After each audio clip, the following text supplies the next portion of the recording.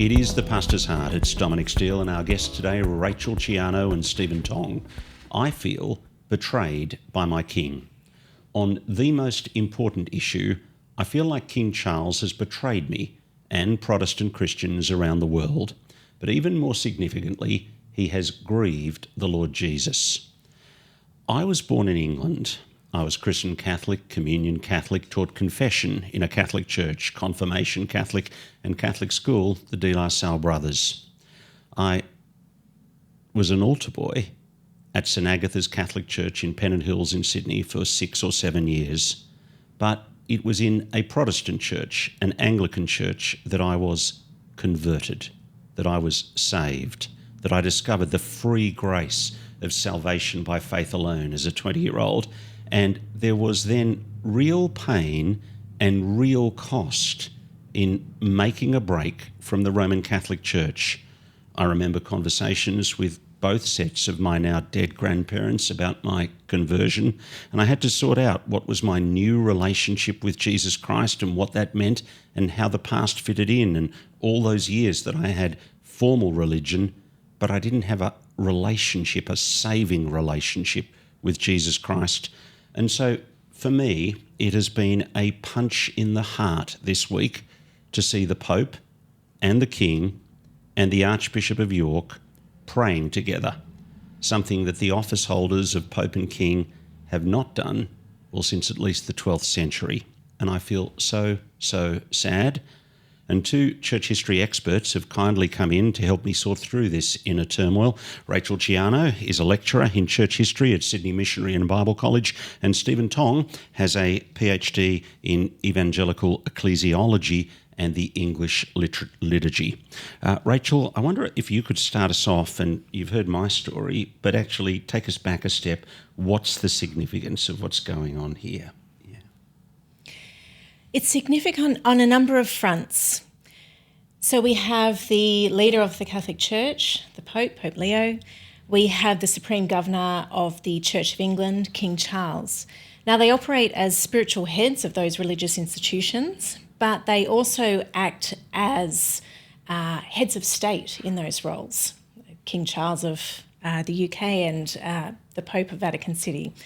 And so in those roles, in that coming together, in those public prayers in a consecrated church, it is a step towards coming together after the break of the Reformation. And so from Vatican II onwards in the 1960s, there has been a movement, particularly by the Roman Catholic Church. We now have the dicastery for promoting Christian unity that is working towards bringing Anglicans, other faith communities into the fold of the Roman Catholic Church, because outside of that, there is no salvation. And so public prayer and liturgy is one of the key ways of saying the Reformation is over.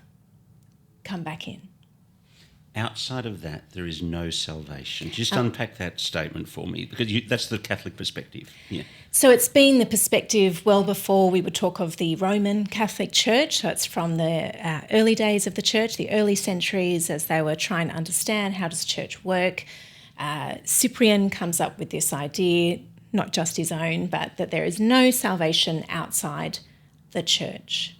And so when the Roman Catholic Church emerges, that is understood to mean that there is no salvation outside the Roman Catholic Church. And so Protestants have historically been viewed as separated brethren, and Vatican II has been a call back into the fold to find points of unity and contact in order to accommodate them back into, in some way, the Roman Catholic Church. So the public prayer would be recognised by the Catholic Church as King Charles and Queen Camilla, and particularly King Charles as Supreme Governor of the Church of England, coming under the authority of both the Roman Catholic Church and the Pope. Coming back. Coming back home. Yeah. Coming back home. So you can understand the kind of gut punch that I felt this week. Absolutely. I'm married to a man who has a similar story to you.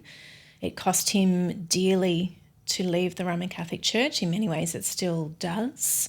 There's profound pain there. And I think it's the gospel confusion from a leader who you expected to do better that can hurt. And that can happen in all sorts of contexts. But in this context, it's King Charles. I think for you, it sounds like you expected better of him as a person, as a leader. As the monarch. And as the monarch. Yeah. And so with that betrayal comes very real sense of grief and loss and what was it all for? Why did you pay that cost?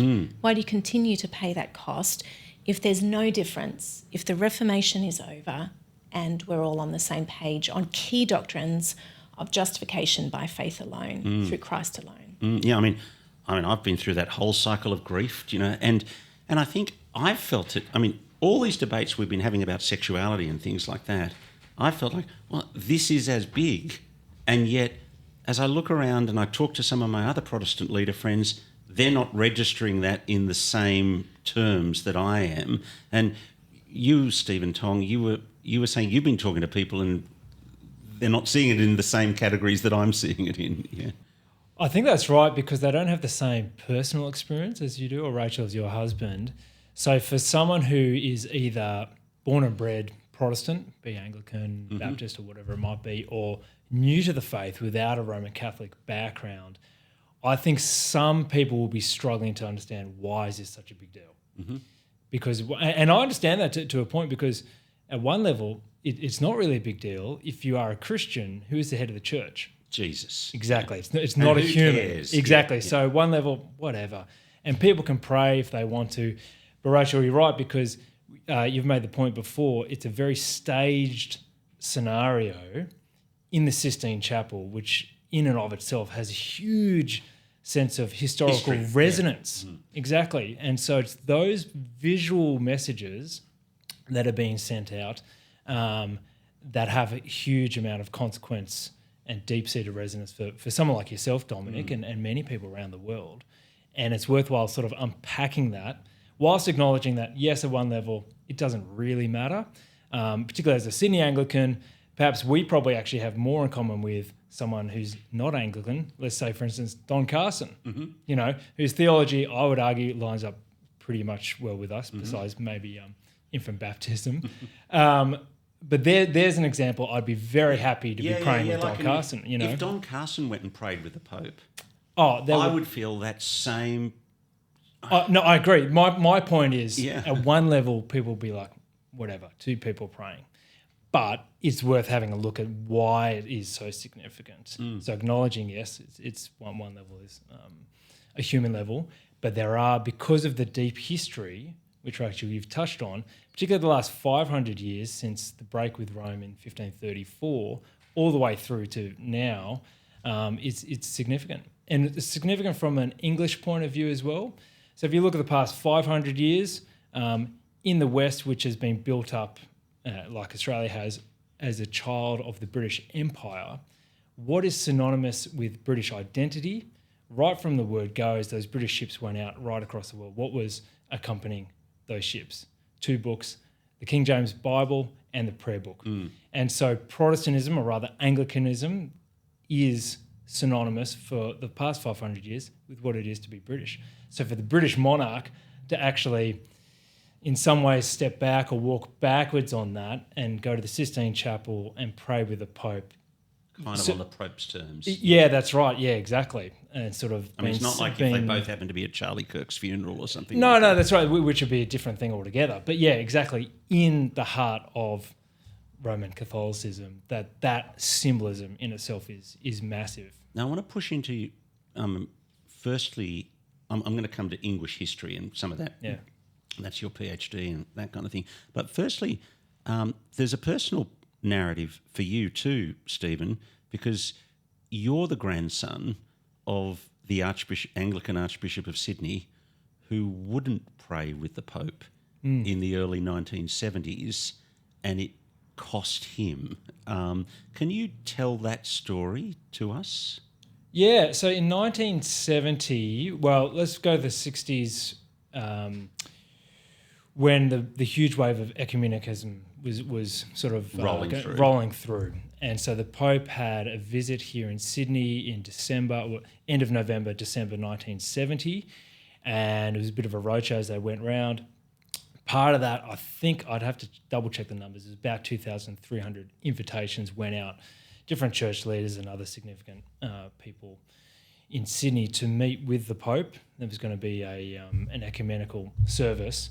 So my grandfather, who was Archbishop of Sydney at the time, Sir Marcus Loane, said that if he was invited, he would actually decline as a matter of conscience, as a Protestant, as an Anglican, because of the deep theological differences between Anglicanism, the truth faith perhaps, and the Pope and what the Pope believed and stood for. And for me, I'm hearing we disagree on justification by faith. Well, that's what I was going. Yeah, that was the key one: justification by faith, invocation of Mary, transubstantiation. They're probably the three big ticket items from a Protestant point of view that we disagree with. I mean, there's other points as well, but those are the key theological points that Grandad made a stand on, and I'd stand on the same foundation as well. Let's just jump in and disagreements on justification by faith, because you've been involved in writing on this. Yeah. So we've always got to bear in mind that in fairness to Roman Catholicism, we need to treat it as a system. And so that's right, these are the big ticket items, but they fit within a system. You cannot understand Mary outside of understanding the system. You cannot understand understanding of transubstantiation outside that. Mm-hmm. And so justification by faith is the central piece of doctrine over which these things are connected. But when we look at, say, the pattern of prayer that did occur in the Sistine Chapel, even understanding differences that we pray to the Father through the Son in the Spirit, that understanding would be markedly different because of the doctrine of justification by faith in a Protestant setting, evangelical setting, and in a Roman Catholic setting.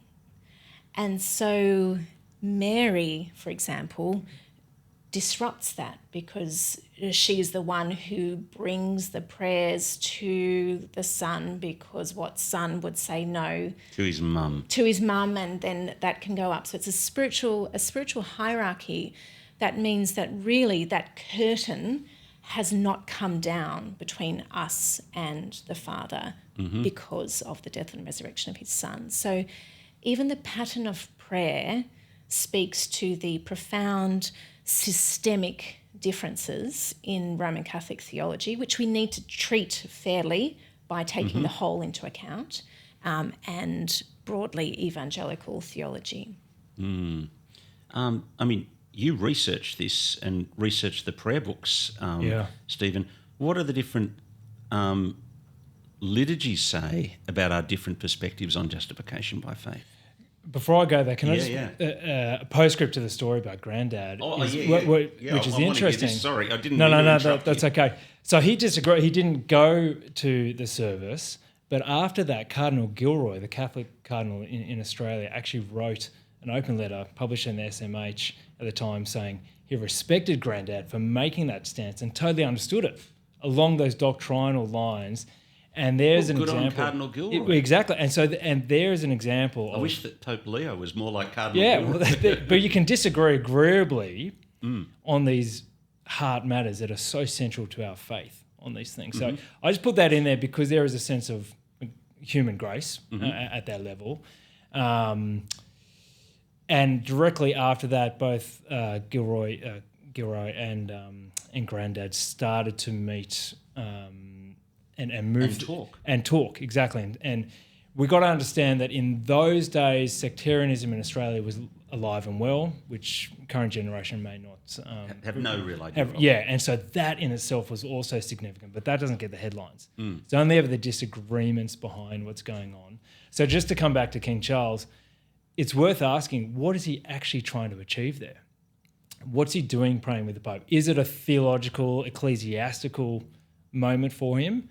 Or is it a good news story that is kind of a distraction from a few other bad news stories that the royal family's getting at the moment. If I can get the front page of Prince Andrew and onto a controversy over here, then that's that's right. It's kind of a huggy, cuddly, feely, a nice story. Well, let's push into that. I was just going to say, so that liberality of friendship in that common humanity, that's something that we want to applaud when we see it. We want to be wide in our friendships. But with an occasion like a staged prayer in a consecrated church, which is the Pope's private chapel, under the high altar, under the Last Supper by Michelangelo, with the Pope front and centre, King and Queen to the side.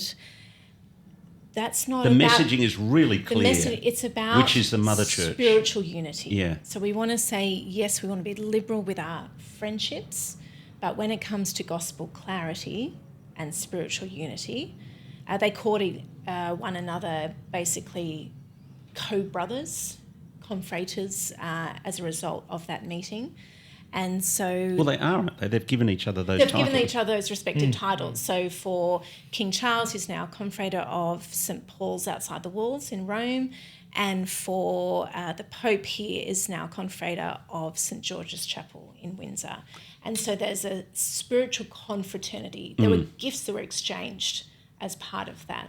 And so it ends up being more than a good news story, even if that was the intention.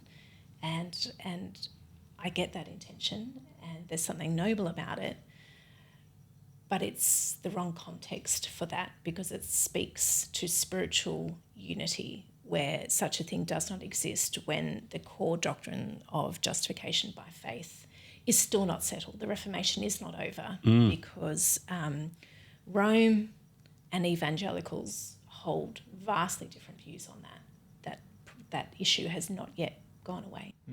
To bring it back to the liturgies, that's actually significant. They didn't hold a mass, or they didn't have a Lord's Supper together. I mean, which would have actually been totally explosive. And that exactly. So you've avoided that whole. You've just sidestepped the whole issue of transubstantiation, salvation alone. By faith alone, by grace alone. All those big ticket items which we mentioned earlier, they just have elided that. And so therefore it's gone for a superficial unity. That's what I mean. Yeah, exactly. And it can be a good news story from a political human level, but again, there are huge theological and historical resonances that are worthwhile pondering. Now, which is all it can be. It can only, you touched on it, superficial unity. That's all it can be. There can be agreement if we're not asking the deeper questions of what do we mean by prayer? What do we mean by justification? What do we mean by church? What do we mean by Mary? What do we mean by Jesus? If we don't ask or don't define those things, then there can be superficial unity. And that was a beautiful production of exactly that. Now, you've spoken about what the Roman Catholic agenda was in this whole thing. What do you reckon the Anglican agenda was in this whole thing? I'm thinking about when we're talking about the liberal Archbishop of York and really the liberal king. Yeah. It's... Without actually talking to them myself, it's hard to answer that question. Yeah, I appreciate that. But put it into the immediate context. I mean, GAFCON has just broken away. Was it in the last week, fortnight? I mean, at that point you think, don't they have enough fights? If they're trying to deal with the GAFCON thing on the one hand, why have this fight on the other? Yeah, exactly. So what?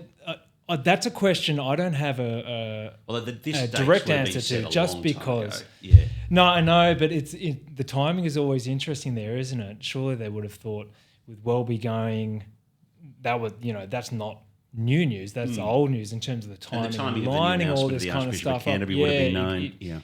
Exactly. So I don't have a precise answer to that, but it is just interesting to observe the timing of Charles's meeting with the Pope right now, directly after GAFCON, and I guess a cynic might read, here's a response to that as well. Whether that's intended or not, it's hard to know. Yeah. I think there are common interests between King Charles and Pope Leo, and following on from Pope Francis's pontificate, and that was reflected both in the type of prayers that were prayed in the Sistine Chapel, but also the meeting that occurred afterwards, and that was a focus on creation care and sustainability. So, without knowing King Charles's mind, I suspect that a a greater issue for him, creation care, drove him to partner, for want of a better word, with someone that he could be in a co-belligerent cause with. And I think that's often something that we need to work through in everyday life. In what ways do we partner with people because there's a common cause? And when do we draw a line and say, I can go with you this far, but no further? I mean, that's interesting. I mean, I taught on the weekend on 1 Thessalonians 3, and as I was preparing that sermon, I was thinking the thing that drives Paul is his care for the growth in the strengthening of the faith of this church that he was the pastor of, and the strengthening of their trust in Jesus. And there were other things to care about what was going on in their lives, but the thing I really care about is their faith in Christ Jesus being strengthened. And the big message from this church service is environmentalism, and you think, right, well, these guys are not on the same plane as the Apostle Paul. Which is why I make that point about Don Carson as a non-Anglican. Yeah. I love Don Carson. I read his stuff and listen. I think he's fantastic. But he's a non-Anglican, but I think it's absolutely fine and appropriate for us to be praying with Don Carson. Carson or Totally. someone in that. Absolutely. Right. But when the head of the church goes to the Sistine Chapel, that's a very different thing altogether for that exact point you've made. It's not about Jesus, it's not about the gospel. It's about something human, something about this world in terms of environment. And I can care about the environment, and I do care about the environment, but it's not as important as people growing in Christ.